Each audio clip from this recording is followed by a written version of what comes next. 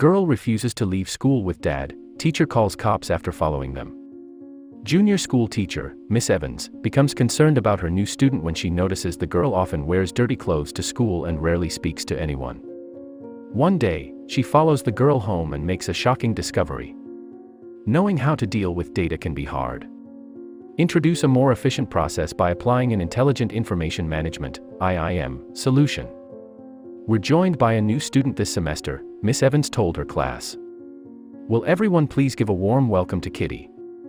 Kitty shrank in her seat as the class greeted her. The young girl's obvious discomfort worsened when some students asked where she came from and why she was there. Miss Evans knew the sad story that forced the girl to join their school in the middle of the year. Her heart had ached when she looked at little Kitty's transfer papers. She quickly distracted the other students. I'm sure we'll all get to know Kitty better over time. Right now, however, it's time for math. The class took out their workbooks with a groan. Kitty remained very quiet. She kept her head down so her dark hair hid her face. Miss Evans crouched down beside her desk. Hi, Kitty, she said. I just want to let you know that I'm always available if you need to talk. Changing schools is hard, but I'm sure you'll get settled in soon. Kitty glanced at her, and Miss Evans glimpsed her sad brown eyes. The poor child had been through so much. Thank you, Miss, Kitty whispered. Miss Evans placed a hand on the girl's shoulder and continued with the class. At the end of the day, she waited outside with Kitty to meet her father. A burly man soon approached them. Hi, Kitty, he said. Did you have a good day at school? Kitty nodded and left Miss Evans' side to join the man. Why, you must be Kitty's dad. Miss Evans offered her hand to shake. I'm her teacher, Miss Evans. Nice to meet you, Mississippi. I'm Steve. Kitty's dad smiled and shook her hand. He then turned to Kitty. Why don't you go wait in the car, sweetie? I'm sure you'd like to put that heavy backpack down, and I want a minute to talk to Miss Evans. Kitty gave her dad a strange look, but she ran off to an old pickup nearby. Kitty's had it rough the past few months, Steve said. I'd appreciate it if you could keep an eye on her. I noted that the reason she transferred here is because her mom passed away recently. Miss Evans studied him. How's she been adjusting? Some days are better than others. I didn't see her and Shauna as often as I wanted to since I moved up here for work. Steve shrugged. I reckon things will go better once we're used to each other again. I'm sure they will. Miss Evans smiled.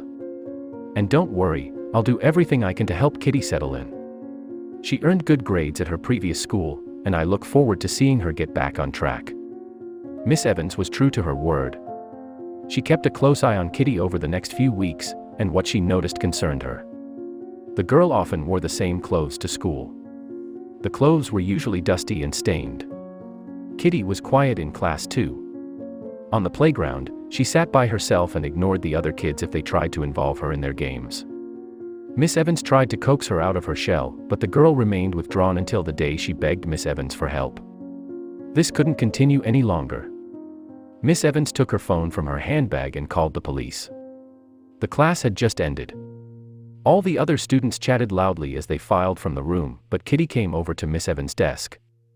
She stood there with her head down and her arms tightly crossed. Is everything okay, Kitty? Miss Evans asked. The girl shook her head. She mumbled a few words that Miss Evans couldn't make out. Speak up, sweetie. I can't hear you. I don't want to leave school, Kitty shouted. She lifted her head and stared at Miss Evans with tearful eyes. I don't want to go with my dad. Please, can I live with you instead? Miss Evans' heart broke at the desperation in Kitty's voice. She moved closer to the girl and put a hand on her shoulder. Why don't you want to go home with your dad, Kitty? Is something wrong? Kitty hugged herself and looked away. I don't like living with my dad. I don't want to stay with him anymore. Oh, sweetie. I know it must be tough getting used to a new town and a new school. You've been through so much, and I'm sure you miss the life you used to have. I miss my mom, the little girl sobbed. I miss my room. Kitty. Steve appeared at the door, blocking it with his muscular frame. There you are. I was worried when I didn't see you outside. Kitty spun and backed away from her father. "I'm not going with you." Steve's face crumpled. "Come on, Kitty. Don't be like that." Kitty's lip trembled. Tears trailed down her dusty cheeks as she looked at her dad. "You know I'm trying real hard to be a good dad, don't you?" Steve crouched down in front of his daughter. "Times are tough now, but everything will turn around someday. You'll see." Steve held his hand out to Kitty. After a long moment, Kitty dried her eyes and shuffled toward him. Miss Evans wasn't sure what to make of this situation. Kitty was clearly unhappy living with her dad, but how much of that was due to her grief? She suspected there was something more going on. "Let's all walk out together." Miss Evans stood and offered Kitty her hand. When they reached the parking lot, Kitty pulled free of the adults and ran ahead to her dad's pickup. "I'm sorry about all that, Miss Evans," Steve said. "Kitty's been real stressed lately and she isn't handling it well.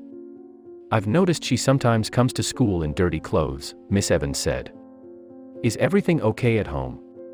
"Oh, you must be Kitty's dad." Miss Evans offered her hand to shake. "I'm her teacher, Miss Evans."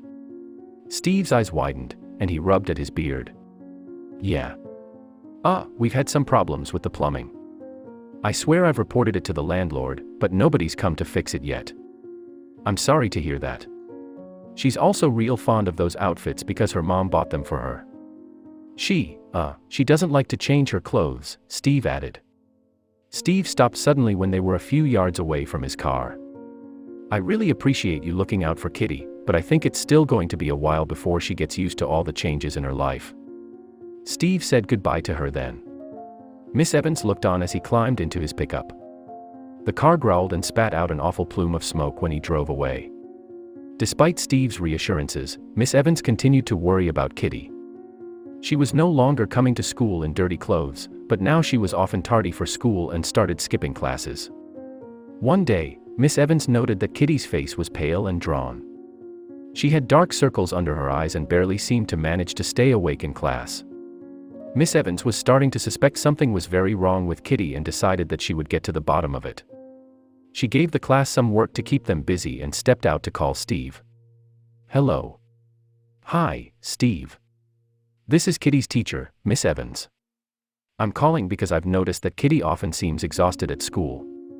"That's because we've had to stay up late to work on her homework," Steve replied. "I've been working late too.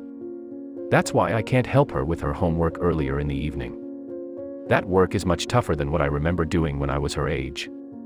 "Well, if Kitty is struggling so much, then it might be better to get her a tutor. I'll write down some numbers and give them to Kitty so she can pass them on to you." "Thanks, Miss Evans. That's real kind of you." Later that day, Miss Evans was about to lock up the classroom when she noticed a crumpled piece of paper on the floor near Kitty's desk. She picked it up and found it was the note she'd given the girl with the math tutor's numbers on it. Miss Evans was confused. Why would Kitty throw the paper away if she had difficulty with schoolwork? She rushed to the window to see if the girl had left yet. In the distance, Steve and Kitty were just exiting the school grounds. They were on foot, and Steve carried Kitty's backpack on his shoulder while holding the girl's hand. Kitty had her head bowed. Miss Evans shook her head. Something was terribly wrong with that girl, and she would find out exactly what it was today. Miss Evans rushed out to her car. She was determined to follow Kitty and her father, but they disappeared by the time she reached the street. The next day, Miss Evans was waiting when Steve arrived to pick up Kitty. They left on foot again, and Miss Evans followed. Father and daughter walked several miles before they reached the old pickup Miss Evans remembered.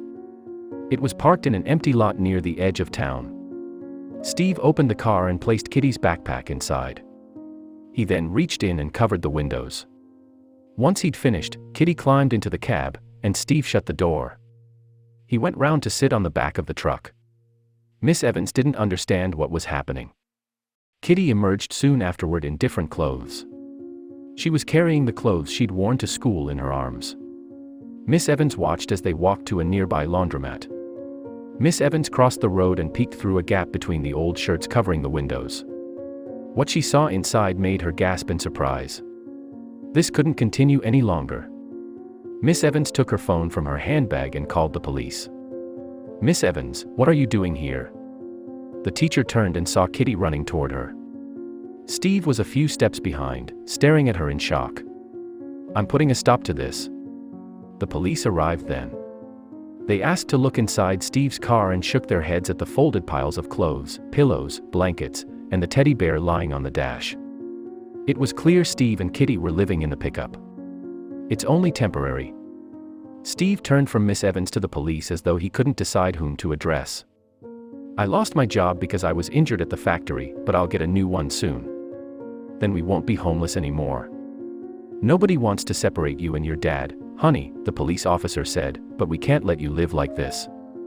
It's going to start getting cold soon, and you need a place to stay where you'll be warm and safe." The police officer turned to Steve then. "I'm going to take you and your daughter to a shelter, sir. They'll help you get back on your feet and ensure both of you are taken care of." Steve and Kitty went to the shelter, and Steve was later admitted to a rehabilitation center for his work injury. Meanwhile, Miss Evans arranged a special meeting for parents at the school. She explained Steve and Kitty's situation to them. The school arranged a fundraiser for Steve and Kitty. They raised enough money to rent a modest apartment for Kitty and her dad and donated all the furniture and appliances they needed. Over time, Kitty transformed from a quiet and withdrawn child to a girl who was always smiling. She became the top student in her class and went on to earn a full scholarship to college. What can we learn from this story? Never be afraid to ask for help. If Steve had the courage to ask for help sooner, then a lot of sadness could have been avoided. Trust your gut instincts. Miss Evans could have accepted Steve's excuses, but instead, she wisely chose to trust her suspicion that something more was going on.